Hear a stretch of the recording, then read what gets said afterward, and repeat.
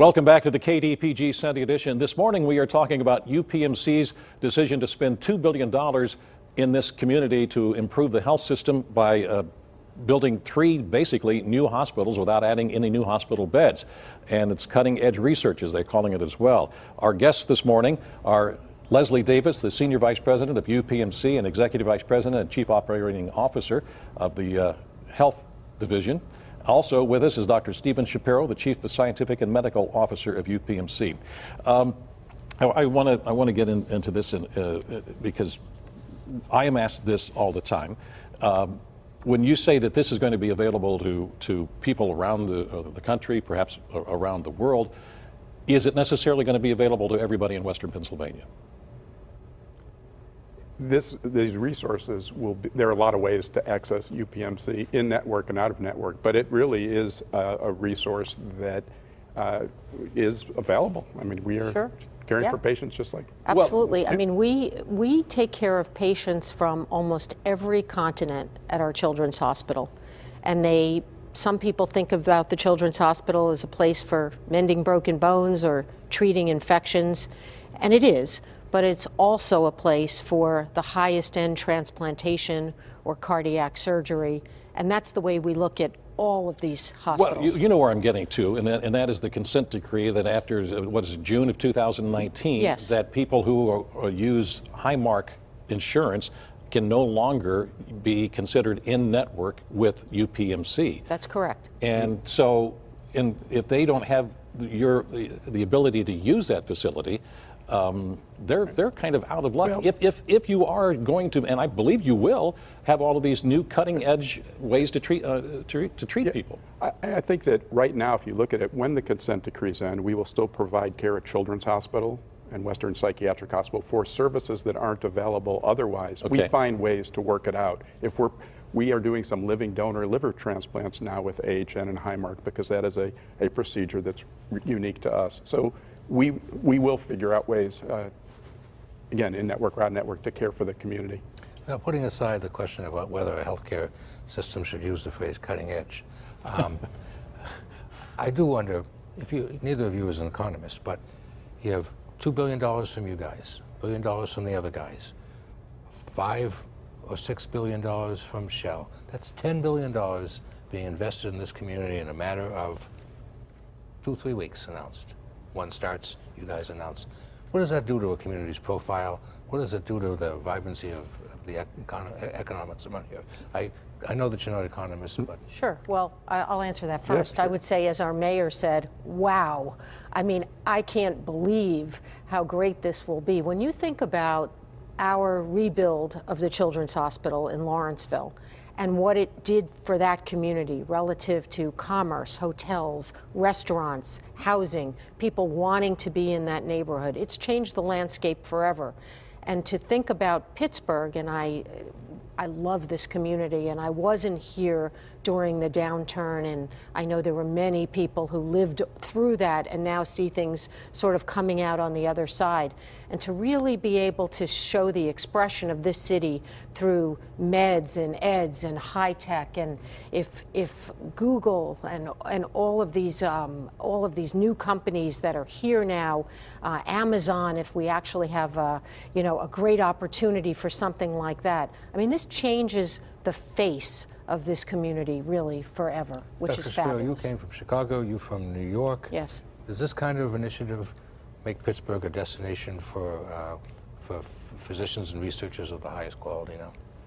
We already are. We're competing at the highest level, and I think we have a critical mass of great physicians and researchers, and it really is becoming the go-to place, even without these new investments. But now, coming and working at a new hospital in a beautiful setting like this. There's a difference between a go-to place and the go-to place. We think we're the go-to place for a lot of things right now.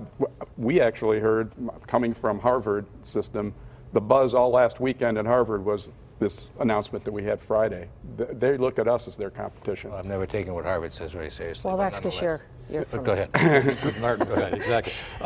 Just kind of to follow up with that in a way, on the tips of a lot of people's tongues, of course, is the Mayo Clinic and the Cleveland Clinic and things like that. I know you want UPMC to be on the tips of everyone's tongues across the country.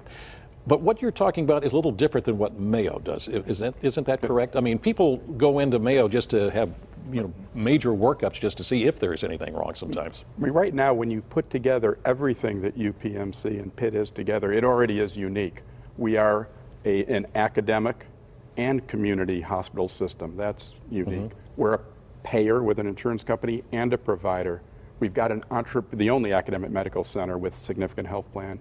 We've got a entrepreneurial arm, which is also unique, and again, attached to one of these great research universities. Some play well in the research, some play well in the clinical models, but nobody does what we do today. It's a unique model. Ms. Davis, also, and I don't want to be hyping too much on the monetary side. Your own release here says the operating revenue for UPMC, $14.3 billion in fiscal year 2017.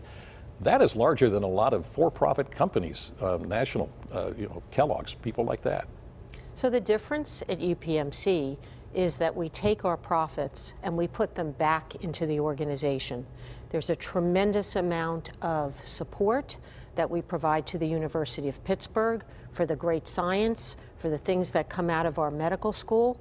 And unlike, let's say, a for-profit health system, who is obviously responsible to shareholders, we're able to put that expense back into UPMC.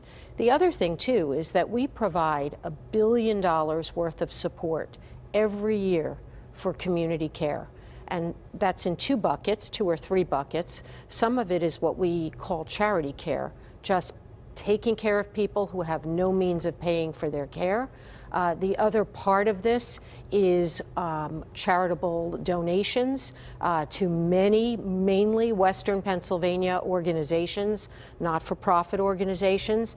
And as we spread across the state, with the arrival of the Pinnacle Health System in Harrisburg, which is a 9-hospital system, as well as the Susquehanna system, which is a 4-hospital system, we've obviously grown our top-line revenue from where I think it was at about $8 or $9 billion just 4 years ago to $14 billion. Why do you need to expand? Why do you need to go into Susquehanna and Pinnacle? And Mr. Romoff, I think, even chuckled about perhaps Maryland down the road. So I think that is the most important question of today. And the only reason to expand, the very only reason to expand, is if we can actually do something different. If we can be able to take our payer and our provider and create the very best care paradigm for our patients at a lower cost, because we're not duplicating care, we're not providing unnecessary care, we're providing the very right care in the right places, and then we're able to spread that across a larger geographic population, then it makes perfect sense. Dr. Spiro, let me change the subject just slightly here. We talked about all the technological developments involved in medicine. One of the technological developments in the broader society is the broadening, deepening use of the web. How much should patients or people who are worried about their health care diagnose their disease on the internet? How should they worry about it? How much should they diagnose themselves on the internet? I think they should. Medicine needs to come to them on the internet. I don't know how much they need to diagnose themselves. We're glad they're interested, but we need to be able to hook up with them and provide them with the right information. And we know that the future of medicine is patients want to do it on their phone. My point is that when somebody has a boo-boo somewhere, they go on the internet and discover that they're mortally ill. Yes.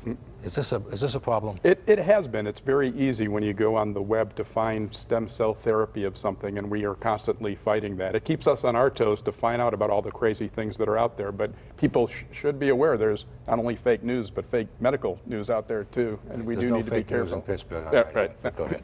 I have to go back to the money issue here just for a second. The $2 billion. Yes. Will people in Western Pennsylvania, and now as you expand the health care of the insurance side across the state as well, will they see their premiums going up to pay for this? No, absolutely not. Actually, we have the lowest premiums in Western Pennsylvania. It's lower than anywhere else in the country. So there will be no change. If anything, this creates a less expensive paradigm because, again, we create and incubate the best care in one place, and we're able to spread it among all of our patients. Ms. Davis, Dr. Do you have something you wanted to add quickly? I would say the technology itself will make care more efficient and lower the cost if we do it right. All right. Well, we want to thank both of you for being with us this morning on the KDPG Sunday edition. David and I'll be back with some final thoughts in just a moment.